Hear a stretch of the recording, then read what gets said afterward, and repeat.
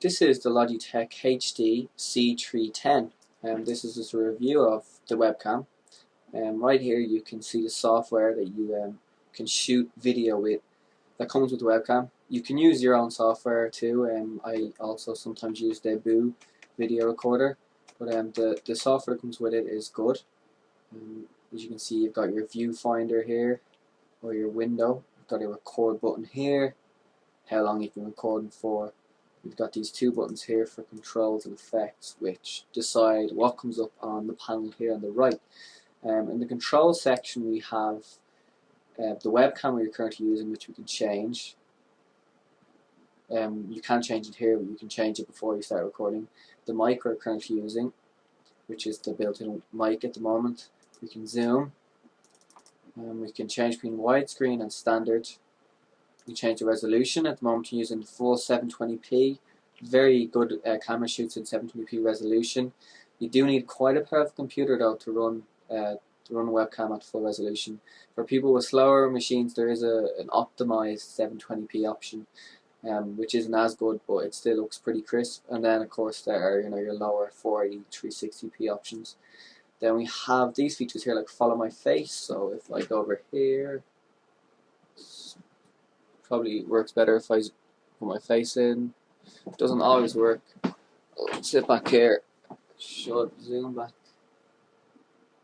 It takes a while.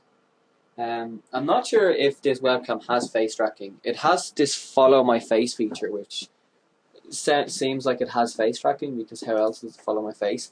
But on the official Logitech website, it specifically says it is one of the webcams that doesn't have face tracking, and that is one of the reasons why you're not allowed to download the masks.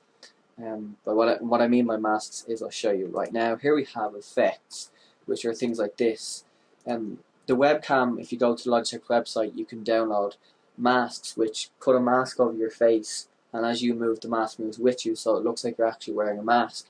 But when I downloaded those masks, they didn't work, and the reason on Logitech's website was that this webcam doesn't support them, because it doesn't support face tracking, which I find a bit odd, since it has to follow my face feature. So just something to note if you're thinking of getting this webcam. I do believe the slightly more expensive one, the C510, may support the mask and the face tracking, but they're just kind of a gimmick anyway, so it's not too important. But we do have the filters though, so they're fun. Of course they don't need to track your face, so that's why these all work. They just kind of add a filter over the entire video. Some of them come with the webcam, and some of them I've downloaded. Most of these have come with it. On Logitech's website you can download a lot of them for free.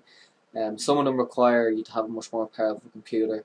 Most of them can work on any computer, but some of them require, I do believe this one here, requires you to have a fairly powerful CPU. Just twist your face around. They're not something you're probably going to use that much, but you might use them just for a bit of fun. This one I think's fun. It's just kind of trippy. Most of the time I'm probably not going to have those on. So yeah, the video quality is quite good. Also another thing I'd note is, when you get this webcam, click preferences up here and go to quick capture and set the video quality to lossless, because by default it's high. Set to lossless, you'll get it. The file sizes will be larger, but you'll get better quality video. Another few things I'm going to show you now. We go back to controls and click advanced settings, and then we've got our advanced settings. So here's the right light technology, which adjusts everything to suit your lighting conditions. So turn that off. It doesn't really make that much difference. I think the feature that really makes the difference is the auto white balance down here. But before I go into that, we've also got auto exposure and auto gain, which when you turn on, if you turn that off, if you turn right light back on, it automatically snaps auto gain and auto exposure back on. We can manually adjust our brightness, contrast and color intensity. I have them all set to default. Our white balance here is constantly jumping around, which this is a really worst thing about the webcam. I have this one light on now, but yesterday I was shooting some video, and it was very dark. It was nighttime. I had all the lights on my room. This light behind me was on, and the walls looked very yellow. And the white balance knew that I was supposed to be a white wall, which is what white balance is supposed to make things that are white turn white, and then adjust everything else appropriately. So it made the walls look white, but if I moved around or anything, the walls would start to appear yellow, and so the colours start to jump around a lot if you have the auto white balance on. So I thought I'll just turn it off, just click off. But the thing is, when it's off, everything looks completely off. No matter where you adjust the slider to, you can never get it looking right. I mean, even if I have this on auto, okay, you can see the sliders around here, but if I turn it off and put the slider in the exact same place, it looks different, so it makes no sense. So it's like you either have to have it look wrong or have it jump around a bit, so it's kind of a bit of a compromise. Another feature to note, this camera shoots at 30 frames a second, but the videos that I've recorded on have only been 15 frames per second. I heard this is because of the lighting conditions. If you're in a poorly lit room, the software will automatically lower the frame rate to improve the quality. But if you do shoot the video with different software rather than the Logitech software, you can still get to 30 frames a second. But I don't know, I think it shouldn't be something that's forced. I think you should have the option to shoot at full frames a second regardless of your lighting condition. The only other features I can show you here, you've got anti-flicker, either off, NTFS or PAL. I just have a PAL what it was set to. You can mirror the image.